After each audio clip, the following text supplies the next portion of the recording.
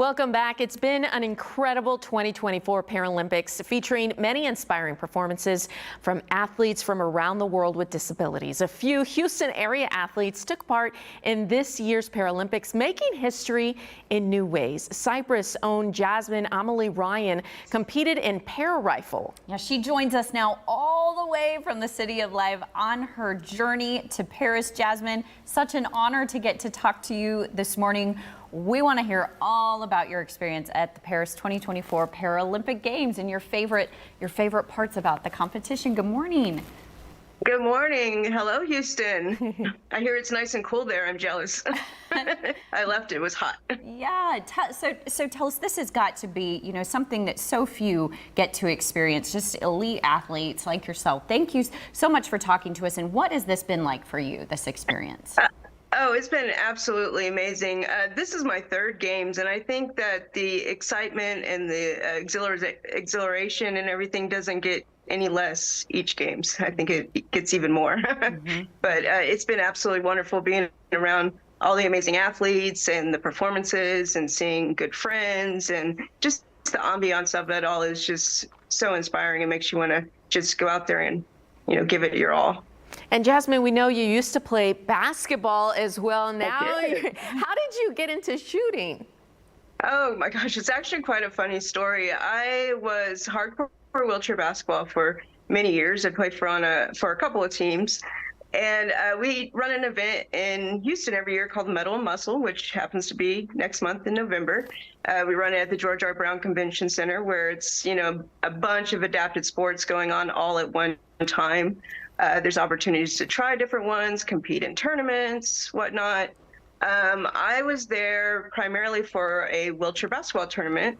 And, I was just going along, playing. And then one day, I believe it was the second day, my last game was canceled. And I had nothing to do. So I was like, okay, well, do I want to go home? Do I want to walk around or wheel around? And I just happened to meet the lady that was running an air rifle match, ironically in the women's restroom. And ladies, we started talking, and she said, you know what? You like to shoot, come try this. And turned out I was really good at it and won that little match, and the rest is history. Yeah. Got invited to the training center for a camp, and Team USA developed me from the start. Wow. And here I am 14 years later. That's incredible, multi-talented for sure. Jazmin, I just have to ask, because when you're on a stage, of this caliber, we know the competition's equally mental. How do you train your mind to stay focused under such high pressure situations like that? Oh gosh, well, it comes with years and years of practice. I mean, I think with me, it's like getting in that meditation zone. I have a lot of prayer. Prayer is big for me. I have mental imagery. But the big thing when you're competing is actually just really, really focusing on that process. The process of the shot, the steps of the shot. And if you keep your mind moving on step-by-step actions and what needs to be done, it kind of tries to direct your mind into like a one-way direction versus, okay, what's that person sitting next to me shooting? What shot am I in? What time is it?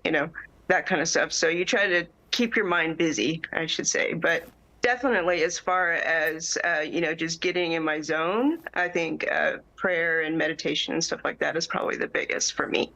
Jazmin, I know many people are proud of you. We're proud of you here as well. How has that support from your hometown and of Cypress, and then also your family, how has it impacted your journey? Oh my gosh, it has been phenomenal. I mean, I could not do this at all without the people in my life, my family, my friends, the entire community. It's when you have that dream and it's something that you want to do, to have the people in your corner to push you and drive you, and, when you're down, to pick you up and, keep you straight. It's such an amazing and blessed feeling that, not everybody gets to have. And, just to be able to have that in my life has just been an absolute wonderful thing.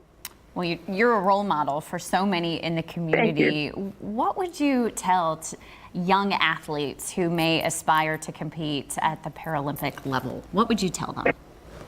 I would basically just tell them to, set your dreams high, go for it. Don't let anybody in the world tell you that you can't do it. Because I'll tell you what, I was no athlete whatsoever when prior to my disability.